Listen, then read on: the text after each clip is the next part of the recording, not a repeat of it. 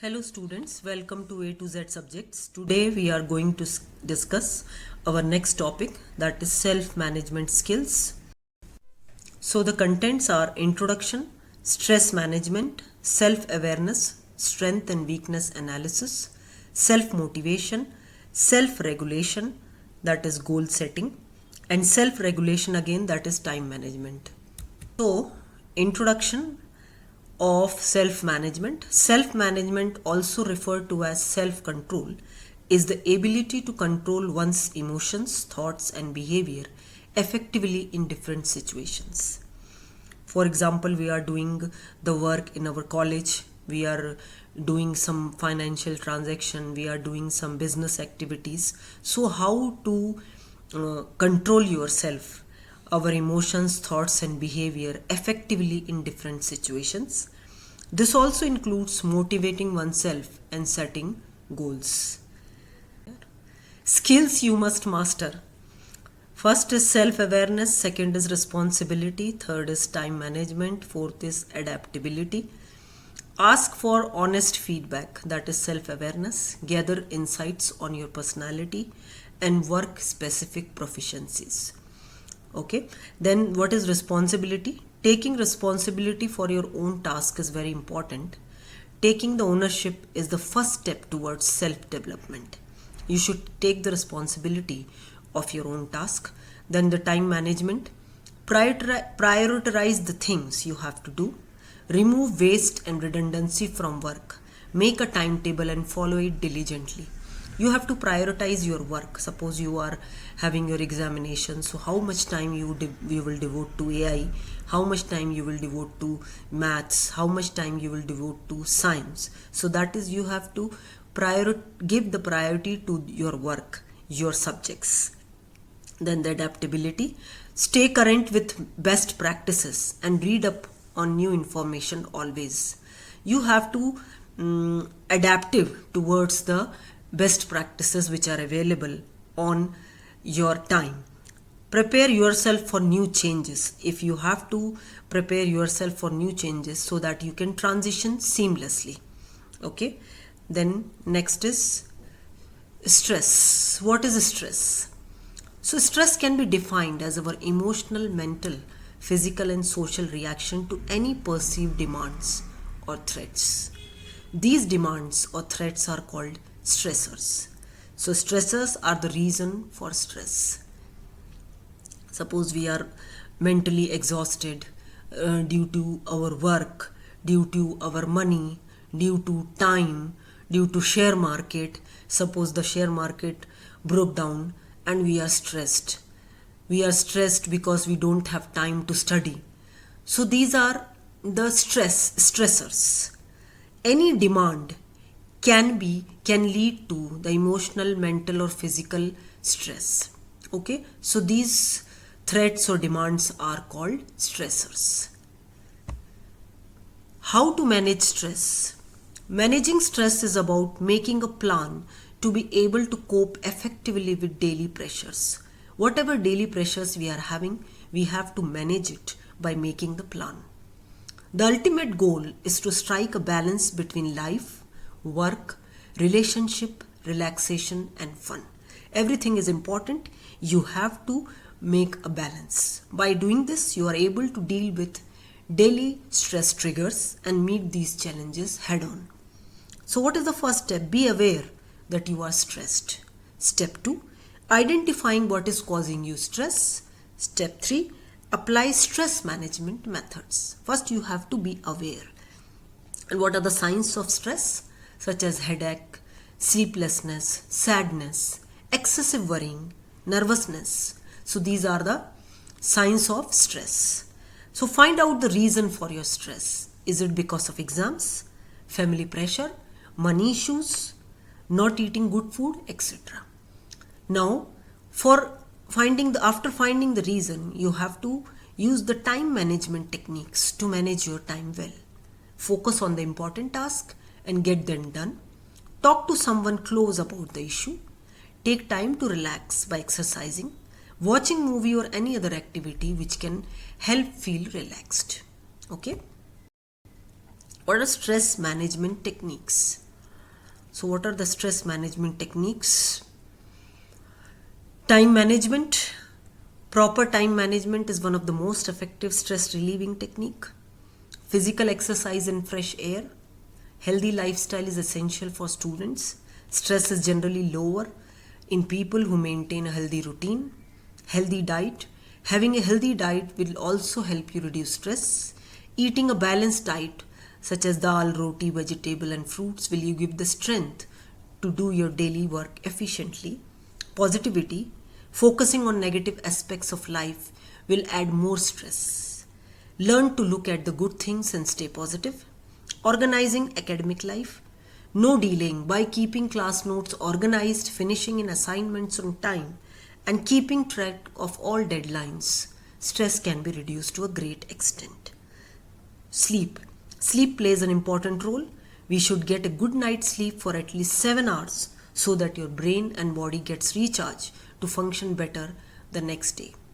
For time for your fun or your relative, going to a relative place such as your grandparent house or going for summer vacation can help you break from the normal routine and come back afresh. Okay. Then next topic is emotional intelligence. What is emotional intelligence? This is very important. Emotional intelligence is the ability to identify and manage one's own emotions as well as the emotion of others. It is generally said to include at least 3 skills: emotional awareness, harnessing emotions, managing emotions. What is emotional awareness? The ability to identify and name one's own emotions is emotion awareness. How are you feeling?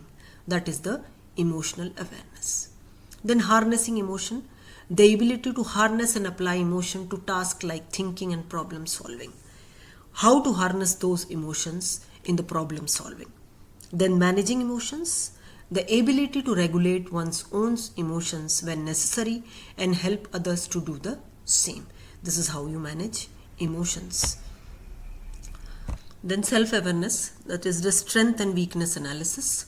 You should be self-aware. That means we should identify our strength and weaknesses. Okay, self-awareness therefore will help you in converting your weakness into strength and strength into an exceptional talent. If you are having an exceptional talent, so by identifying your strength, you can convert it into an exceptional talent, and you can convert your weakness into strength. Knowing yourself, first you have to know, who am I, what are the beliefs, what is the background, what are the opinions, what are the likes and dislikes, and what are your values. So understanding who you are, what you like or dislike, what are your beliefs, what are your opinions, your background, what you do well and what you do not do well is important, because only then can you actually measure your strength and weaknesses. Then how to analyze the strength and weakness. So an example of strength are: I am good at creative writing, I am confident of speaking in front of an audience, I play guitar very well. Then examples of weaknesses: I find it difficult to solve mathematics problems, I would like to speak English fluently, I do not like to lose in any game or sport. So that is how you analyze your strength and weakness. Then the techniques for identifying your strengths and weaknesses. How to identify. Finding strength. Think of anything that you are always successful at. These are your strengths. Think about what other people's like in you. Take out time and think about what you do well. Finding weaknesses. Point out the areas where you struggle and the things you find difficult to do. Look at the feedback others usually give you. What are the feedback the people are giving to you? And always be open to feedback and accept your weaknesses without feeling low about it. Take it as an area of improvement. Okay. Then next topic is self-motivation. So talking about self-motivation is simply the force within you that drives you to do things. Like self-motivation is what pushes us to achieve our goals, feel happy, and improve our quality of life. In other words, it is ability to do the things that need to be done without someone or something influencing us. So what are the types of motivation? Internal motivation. We do things because they make us happy. That is internal motivation. External motivation is reward. We do things because they give us respect, recognition, and appreciation. For example, Suresh participated in a 100-meter race and won a prize, and this motivated him to go for practice every morning. Okay, so that there are two types of motivation, internal and external. Qualities of self-motivated people. What are the qualities? There are some typical behaviors seen in self-motivated people. That is, know what they want from life. They are well focused, know what is important, and are dedicated to fulfill their dreams. This is the quality of self-motivated people. How to build the self-motivation? Find out your strength. Set and focus on your goals. Develop a plan to achieve your goals. Stay loyal to your goals. So you have to find your strengths and weaknesses. You have to set and focus your goal. Define your goals you want to achieve and focus on that. Develop a plan and set the deadlines to achieve your goals. Plan a list of activities. Then work towards achieving your goal even when you are facing difficult time. Okay? So you have to find your way out. Then self-regulation or goal setting. So goal setting is a very essential factor in your personal life. The process of goal setting in your life helps you decide on how to live your life, whether you want to be and you want to be in the future. आप क्या बनना चाहते हैं और आप future में क्या बनना चाहते हैं, उससे आपको गोल सेटिंग करनी पड़ेगी और ये बहुत इंपॉर्टेंट फैक्टर है. देन कैसे सेटिंग करनी है गोल की?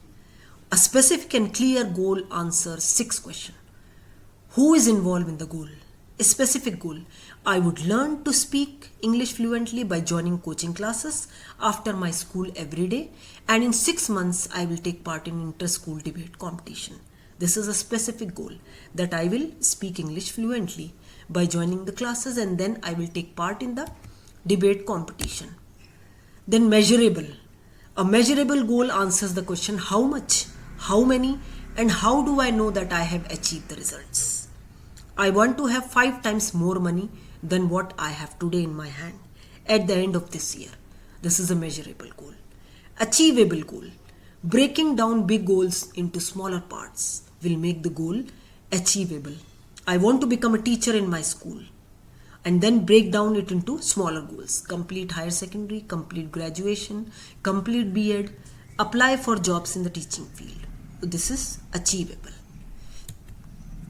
And what are the realistic goal? A realistic goal would be something that we want to achieve and can work towards. Example of unrealistic: I will read my entire year's syllabus in one day and get good marks. This is unrealistic. And what is realistic? I spend 3 hours every day of the year after school to revise my subjects to get good marks in the exam. This is realistic. Time bound. A smart goal should have a time frame by when the goal needs to be achieved. We should have a time frame. This encourages us to take actions to completely fulfill the goals. So, the goal should be specific, measurable, achievable, realistic, and time bound. What are the self-regulation techniques? That is the time management. How to regulate yourself. Time management and its importance. What is time management? It is the ability to plan and control how you spend the hours of your day well and do all that you want to do. That is time management. An example of good time management would be when you decide to finish your homework immediately after school, so you have to watch the TV later in the evening. So like we are having 2 examples. Samira is very punctual at a school. She has a regular schedule that she will follow every day. She plans for study and play time in advance. Okay, so she is planning everything. And Neha, she arrives late to work. She does not submit her assignments on time. She sometimes gets carried away in certain activities and forgets the main task in hand. So this is how the time management work. 4 steps for effective time management. Step 1, organize. Step 2, prioritize. Step 3, control. Step 4, track. We plan our day-to-day activities. We have to plan. We have to plan how we have to study.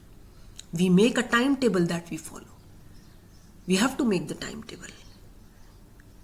All of you are in the 10th class, so we have to make a timetable from the starting that we have to follow. We keep our surrounding and study table clean and mess free. We put things back where they belong. It helps us save time. Then to-do list. We should have a to-do list. What is a to-do list? That has all our activities and we rank them in the order of importance. We have to prioritize. For example, you may rank doing homework as the most important task, and it helps us to get the most important task done first, and also to track what is pending. Then step 3, control. We have a control over our activities and time. We avoid time wasters like chatting on the phone, surfing gossip sites, etc., and focus on more important things. Then track. We identify and note where we have spent our time. This will help us analyze if we have used our time effectively or not. It also helps us to identify time-wasting activities. Tips for practicing the 4 steps for effective time management. Avoid delay or postponing any planned activity. Organize your room and school desk. Develop a no disturbance zone where you can sit and complete important tasks. Use waiting time productively. Prepare a to-do list. Prioritize, replace useless activities with productive activities. Thank you.